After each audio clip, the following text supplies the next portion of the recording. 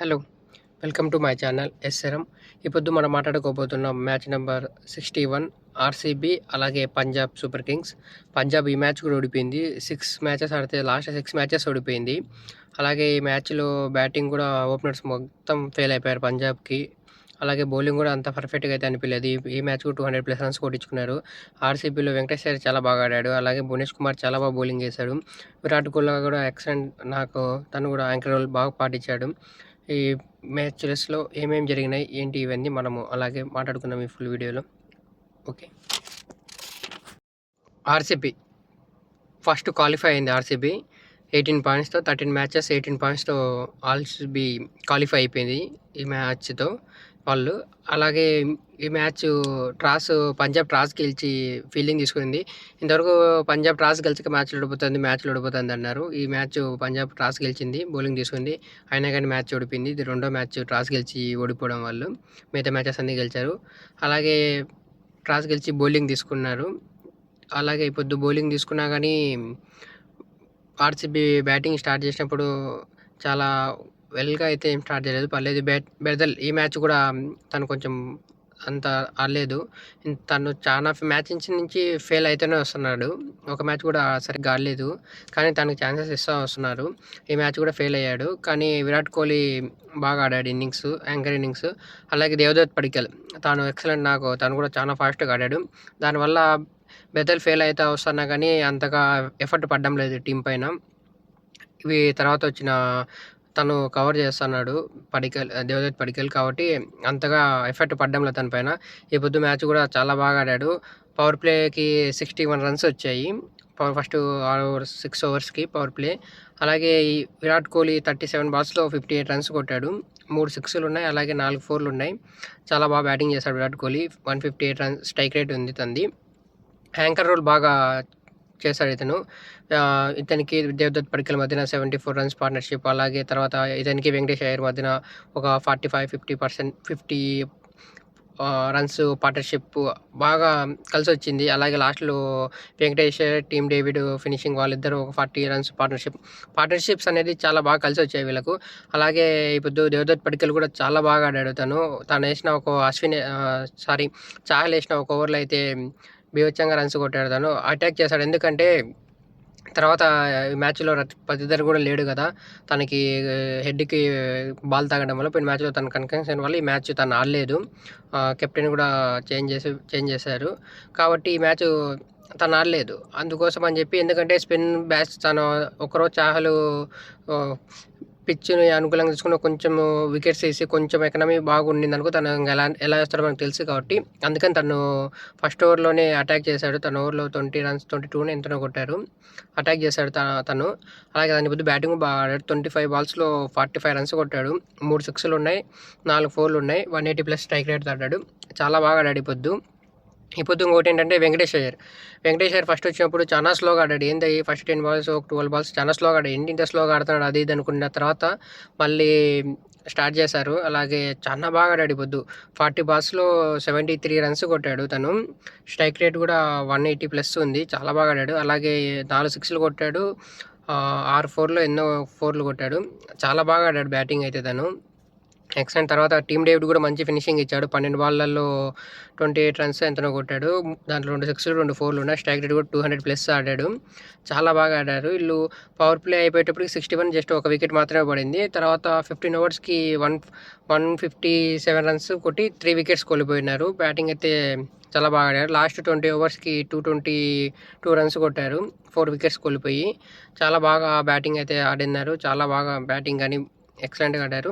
అలాగే పంజాబ్ బౌలింగ్ చూసుకుంటే మరి సేమ్ అలానే ఉంది. మరి అదే చేంజెస్ చేసినా కానీ ఇప్పుడు మార్కో జాన్సన్ డ్రాప్ చేసి ఫర్గూసన్ తీసుకొచ్చిన సేమ్ అదే రిజల్ట్స్. బౌలింగ్‌లో అయితే ఏ రిజల్ట్స్ మారడం లేదు. 200+ రన్స్ కొట్టించుకుంటూ ఉన్నారు. ఈ మ్యాచ్‌లో కూడా సేమ్ అదే జరిగింది. చాహల్ అయితే జస్ట్ 3 ఓవర్స్‌లోనే 42 రన్స్ ఇచ్చాడు. తన ఎకానమీ 14 పైన ఉంది పర్ ఓవర్‌కి. అలాగే సుశాంత్ సింగ్ ఈ మ్యాచ్ 2 ఓవర్స్ బౌల్ చేశాడు. 20 రన్స్ ఇచ్చాడు. ఓవర్‌కి 10 రేట్ ఉంది తనది కూడా. అలాగే లాకీ ఫర్గూసన్ తీసుకొచ్చారు ఈ మ్యాచ్. ఫర్గూసన్ కూడా సేమ్ రన్స్ లీక్ చేశాడు. జస్ట్ 3 ఓవర్స్‌లోనే 43 రన్స్ కొట్టాడు.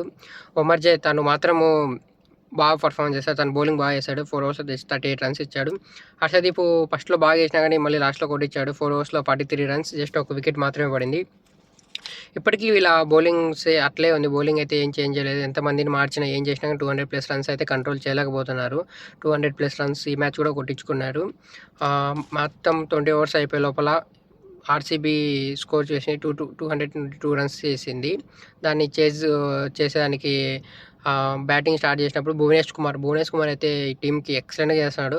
బ్యాటింగ్లో వాళ్ళు పడితారు కానీ, టీమ్ డేవిడ్ కానీ, తర్వాత వెంకటేష్ అయ్యర్, విరాట్ కోహ్లీ వీళ్ళు ఇచ్చే కాన్సంట్రేషన్ కన్నా మెయిన్ ఏంటంటే భువనేష్ కుమార్. తను పవర్ ప్లేలో ఖచ్చితంగా ఎగ్జాక్ట్గా వికెట్స్ తీస్తున్నాడు. తను ఈ మ్యాచ్లో కూడా 2 వికెట్లు తీశాడు. ఫస్ట్ ఓవర్లోనే వికెట్ తీశాడు. అలాగే థర్డ్ ఓవర్లో కూడా వికెట్ తీశాడు. బౌలింగ్ అయితే ఎక్సలెంట్గా వేస్తున్నాడు. మెయిన్ 2 ఓపెనర్లని తీసేశాడు. వీళ్ళ మెయిన్ పంజాబ్ స్కోర్ మ్యాచ్లు గెలిచిన ప్రతి మ్యాచెస్లో ఓపెనర్లు చాలా బాగా ఆడేటోళ్ళు అగ్రెసివ్గా. వాళ్ళు స్టార్ట్ ఇచ్చిన తర్వాత మళ్ళీ స్టోనిస్ కానీ, తర్వాత శ్రేయస్ అయ్యర్ కానీ, తర్వాత సుశాంత్ సింగ్, ఇలా వీళ్ళు సూపర్ కాలనీ వీళ్ళంతా తర్వాత వచ్చి చిన్నగా బిల్డ్ చేసి స్కోర్ని తీసుకుని వెళ్ళి గెలిచేటోళ్ళు. ఈ పొద్దు వాళ్ళ 90 రన్స్కే ముగ్గురు ఓపెనర్లు టాప్ ఆర్డర్ మొత్తం కూలిపోయింది. అసలు ఇప్పుడు ఒక్కరు కూడా ఆడలేదు. శ్రేయస్ అయితే మళ్ళీ సేమ్ ఒక్క రన్‌కి అవుట్ అయిపోయాడు. ఇంతకుముందు 2025 ఫైనల్లో ఎలా అవుట్ అయ్యాడో ఆర్సీబీ పైన, సేమ్ అట్లే ఒక రన్‌కి అవుట్ అయిపోయాడు. ఆ పొద్దు తను ఉంటే ఆ ఫైనల్ గెలిచేదానికి అవకాశం లేదు. సేమ్ ఈ పొద్దు కూడా అదే రిపీట్ అయింది. అలాగే వీళ్ళిద్దరు ఓపెనర్స్ కూడా అంతగా పెద్దగా ఆడలేదు. భువనేష్ కుమార్ ఓవర్ని కొంచెం తను రిస్క్ చేసి తర్వాత షాట్స్ ఆడింటే బాగుండింది. కానీ తను చేయలేదు. షాట్లు ఆడాడు భువనేష్ కుమార్కి. తను 2 వికెట్లు తీసేశాడు. ఫస్ట్‌లో అయితే పవర్ ప్లేలో ఎక్సలెంట్గా బౌలింగ్ చేశాడు. తర్వాత అజల్వుడ్ తను కూడా బాగా చేశాడు ఈ మ్యాచ్లో బౌలింగ్. తను కూడా కొంచెం రన్స్ లీక్ చేసినా కానీ బౌలింగ్ అయితే చాలా బాగా చేశాడు. రషీద్ సలీం తను కూడా ఎక్సలెంట్గా బౌలింగ్ చేశాడు. అయ్యర్ వికెట్ తనే తీసింది. ఫోర్త్ ఓవర్లోనే ఫిఫ్త్ ఓవర్లో తనే తీశాడు వికెట్. ఆ వికెట్ కూడా ఎక్సలెంట్గా పడింది తన వికెట్. ఆ చేంజ్ కూడా కొంచెం బాగా వర్కౌట్ అయింది. తను వికెట్ చేశాడు. అలాగే తర్వాత బ్యాటింగ్ చూస్తే అంతగా ఎవరు కొద్దిసేపు సూపర్ కాలనీ ఆడాడు. 22 బాల్స్లో 37 రన్స్, 3 సిక్స్‌లు 3 4లు ఉన్నాయి. తన స్ట్రైక్ రేట్ కూడా 170+తో ఆడాడు. తను కొంచెం పర్లేదు అనిపించాడు. తర్వాత మార్కో స్టోనిస్ తను కూడా బాగా ఆడాడు. 25 బాల్స్లో జస్ట్ 37 రన్స్ కొట్టాడు. అలాగే 5 4లు ఉన్నాయి, 6లు అయితే ఏం లేవు. స్ట్రైక్ రేట్ కూడా 148+ ఉంది. తను కూడా చాలా బాగా ఆడాడు. మెయిన్ ఏంటంటే ఓపెనర్స్ వికెట్స్ పడడం వల్ల చాలా ఇబ్బంది అయిపోతుంది వీళ్ళకు. తర్వాత ఆడేటోళ్ళు ఎవరు లేరు. సుశాంత్ సింగ్ ఏమో 50 రన్స్ కొట్టాడు తను. తను తప్పక మిగతా వాళ్ళు ఎవరు అంత కనిపించలేదు. 27 బాల్స్లో 56 రన్స్ కొట్టాడు. 4 సిక్స్‌లు 4 4లు కొట్టాడు. స్ట్రైక్ రేట్ 200+తో ఆడాడు. తను తప్పక మిగతా ఎవరు అనిపించలేదు. తర్వాత ఉమర్జాయ్ కాసేపు ఆడాడు. కానీ అంత అగ్రెసివ్‌గా అయితే ఎక్కడ మ్యాచ్‌లో ఉండి గెలుస్తారన్నట్టయితే అనిపించలేదు. ఆర్సీబీ వన్ సైడ్‌గా డామినేట్ చేసింది. ఎక్కడైనా మ్యాచ్ చేజారుతుందా, వాళ్ళు గెలుస్తారనే హోప్ అయితే లేదు.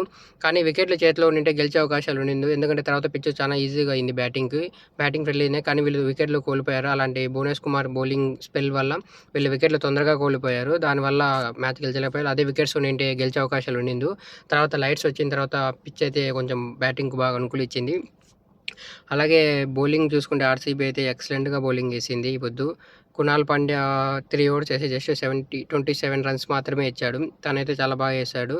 అలాగే వీళ్ళు 19కి 3 వికెట్స్ కోల్పోయాడు. అది మెయిన్ ఇబ్బంది అయిపోయింది. ఓపెనర్స్ మొత్తము డిస్కట్ చేయడం వల్ల. భువనేష్ కుమార్ అయితే చాలా బాగా చేశాడు. 4 ఓవర్స్లో 38 రన్స్ ఇచ్చి 2 వికెట్స్ తీశాడు. అలాగే జస్ట్ కొంచెం లాస్ట్‌లో 18th ఓవర్ అలా రన్స్ వచ్చాయి. అంతకుముందంతా పవర్ ప్లేలో అందరూ చాలా బాగా చేసినాడు. హజల్వుడ్ కూడా బౌలింగ్ ఈ మ్యాచ్ చాలా బాగా చేసినాడు. 4 ఓవర్స్లో 36 రన్స్ ఇచ్చి ఒక వికెట్ కూడా తీశాడు. అలాగే ఈ పొద్దు రోమారి షఫర్ట్ కూడా ఒక ఓవర్ వేసి తను ఒక వికెట్ తీశాడు. తర్వాత రషీద్ సలీం తను కూడా ఎక్సలెంట్గా బౌలింగ్ చేశాడు. 4 ఓవర్స్లో జస్ట్ 36 రన్స్ ఇచ్చి 3 వికెట్లు తీశాడు. అందరూ ఓవరాల్గా అయితే బౌలింగ్ అయితే ఎక్సలెంట్గా బాగా వేశారు. బౌలింగ్ కానీ, బ్యాటింగ్ కానీ ఆల్రౌండ్ పర్ఫార్మెన్స్ చేశారు.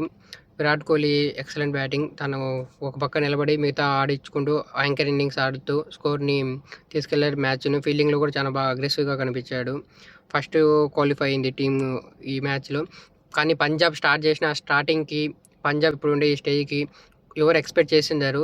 జస్ట్ ఫస్ట్ 7 మ్యాచ్లో 12 పాయింట్స్ ఉండి 13 పాయింట్స్ ఉండి ఒక మ్యాచ్ నో రియల్స్లో ఉన్న టీము అదే 13 మ్యాచెస్ అయిపోయిన తర్వాత కూడా సేమ్ అదే 13 రన్స్తో ఉండి అలాగే సేమ్ మళ్ళీ ఒక్క మ్యాచ్ కూడా గెలిచకుండా చాలా డిసప్పాయింట్ చేసింది. వీళ్ళు కూడా చాలా డిసప్పాయింట్‌లో ఉంటారు. కానీ వీళ్ళకి ఇంకా ఛాన్స్ అయితే అయిపోలేదు.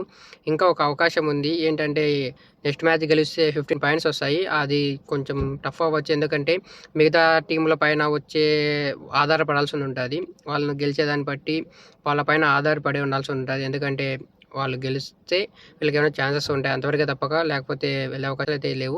ఎందుకంటే 16 పాయింట్స్‌తో రాజస్థాన్‌కి అవకాశం ఉంది. ఇంకా తర్వాత చెన్నైకి ఉంది. తర్వాత హైదరాబాద్‌కి ఉంది. కాబట్టి అలాగే ఆల్రెడీ 2 టీమ్స్ 16 పాయింట్స్ కూడా తెచ్చుకున్నాయి. కాబట్టి కొంచెం చాలా టఫ్. మరి చూద్దాం. వెయిట్ చేయడం తప్పక ఇంకేం లేదు.